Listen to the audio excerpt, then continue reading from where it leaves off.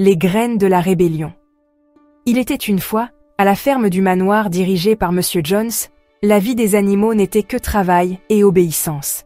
La faim, l'exploitation et les coups faisaient partie du quotidien. Jusqu'à ce qu'un soir, le vieux et sage cochon Major prononce un discours. Major révéla aux animaux la vérité. L'homme était la source de tous les maux, et une révolution était inévitable pour leur libération.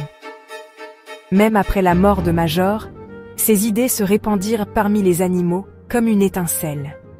L'idée de révolution grandissait au milieu de la faim et de l'oppression. Enfin, un jour où Monsieur Jones oublia de les nourrir suffisamment, l'insurrection éclata. Les animaux de la ferme s'unirent, chassèrent Jones et donnèrent à la ferme un nouveau nom, la ferme des animaux. La ferme appartenait désormais aux animaux. Les cochons prirent la direction grâce à leur intelligence. Boule de Neige et Napoléon devinrent les chefs de la Révolution. Un nouveau système fut instauré, l'animalisme. Tous les animaux étaient égaux, et tout ce qui appartenait aux humains leur revenait. Les cochons inscrivirent 7 principes fondamentaux sur le mur de l'étable. Ces principes reposaient sur la justice, l'égalité et la solidarité. Le plus simple, résumé, était « 4 pattes, c'est bien, 2 pattes, c'est mal ». Les premiers jours furent pleins d'espoir. Ensemble, les animaux labourèrent, récoltèrent, et pour la première fois, récoltèrent pleinement les fruits de leur travail. Avec le temps, les cochons commencèrent à mener une vie plus privilégiée que les autres animaux. Le lait et les pommes leur étaient réservés. Napoléon se mit à s'opposer au projet de Boule de Neige. En particulier, l'idée du moulin à vent, censé rendre la ferme plus productive, provoqua un fort conflit entre les deux leaders. Finalement, Napoléon utilisa ses chiens fidèles pour chasser Boule de Neige de la ferme. Désormais, il n'y avait plus qu'un chef. Le nom de Boule de Neige devint synonyme de trahison. Même le moulin à vent fut présenté comme le fruit de son sabotage. En réalité, ce n'était qu'un prétexte pour Napoléon afin de renforcer son pouvoir. Dans le nouvel ordre, la peur devint une arme bien plus puissante que la loyauté. Les chiens de Napoléon punissaient impitoyablement tout contestataire. Ceux qui confessaient étaient exécutés immédiatement. Ainsi, la ferme sombra sous l'ombre du même despotisme qu'ils avaient autrefois combattu. Les cochons commencèrent à se comporter de plus en plus comme des humains. Les autres animaux peinaient à comprendre et à se rappeler ce qui se passait. Les 7 commandements furent secrètement modifiés la nuit.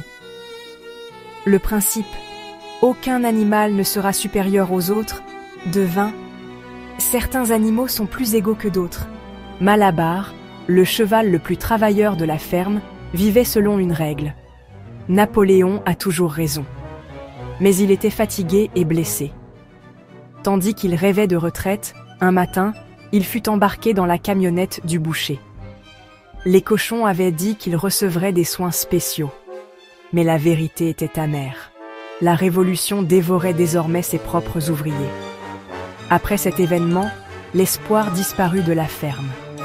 Le moulin fut construit, détruit, puis reconstruit à de nombreuses reprises. Mais la vie des animaux restait la même. Faim, lassitude, peur. Au fil des années, le fossé au sein de la ferme se creusa. Les cochons commencèrent à marcher, parler, s'habiller comme des humains. Ils firent du commerce avec les humains et jouèrent aux cartes. Napoléon et les autres cochons déclarèrent l'amitié avec les fermiers humains. La ferme s'appela de nouveau ferme du manoir. Dans la scène finale, les animaux regardèrent par la fenêtre et ne purent plus distinguer les uns des autres à l'intérieur. Étaient-ce des cochons? Étaient-ce des humains? Leurs visages étaient maintenant identiques. La révolution était achevée et le cycle recommençait. Mimble, le porte-parole fidèle de Napoléon, réussissait à détourner chaque mot pour présenter tout désastre comme un succès. L'histoire était réécrite, les règles changées, les fautes imputées aux ennemis. la vérité se formait uniquement à partir du récit des puissants. Voilà la violente critique d'Orwell sur les mécanismes de propagande des régimes totalitaires. Le langage était devenu la plus grande arme. Et cette arme s'était emparée de la mémoire collective. Les animaux ne questionnaient plus rien. Ils oubliaient le passé, ne comprenaient pas le présent et ne pouvaient plus imaginer le futur. La ferme des animaux n'est pas seulement l'histoire d'une ferme. C'est une métaphore de la façon dont le pouvoir corrompt, comment la promesse d'égalité tourne à la discrimination et pourquoi les révolutions finissent par manger leurs propres enfants. Avec cette œuvre, Orwell ne visait pas seulement la révolution soviétique, mais tous les systèmes autoritaires. Les animaux de la ferme avaient donc brisé leurs propres chaînes. Mais, avec le temps, de nouvelles chaînes devinrent plus invisibles et plus lourdes. Au final, les tyrans avaient en changé, mais la tyrannie, elle, était restée. La ferme des animaux est un roman d'un cri étouffé et d'idéaux oubliés. L'avertissement d'Orwell est clair. Toute révolution doit préserver sa lumière avant de succomber à ses propres ténèbres. Si cette histoire vous a plu, n'oubliez pas d'aimer ma vidéo, de vous abonner à ma chaîne et de partager vos pensées dans les commentaires ci-dessous. J'ai hâte de lire vos avis.